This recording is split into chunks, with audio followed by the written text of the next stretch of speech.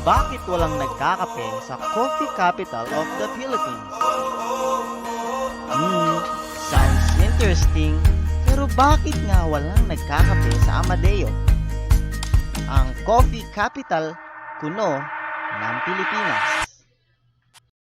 Kadalasan kasi nagkakape tayo sa McDo, Starbucks at coffee project ni Cynthia. Mga kapihan na IG worthy. Aminado naman ako na nakaka-relax magkape sa mga gantong lugar. But these big companies already killing our local farmers. Lalo na ang Cavite coffee farmers.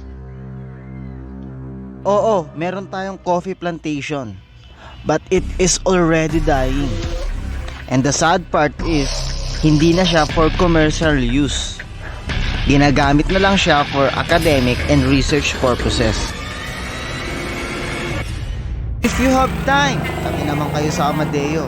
Huwag puro Tagaytay. Masyado ng overrated at siksikan sa tags. O hindi mo kasalanan kung mas trip mo mag-Starbucks. Pero wag naman nating hayaan mamatay ang sarili nating industriya. Tikman at suportahan natin ang sariling atin.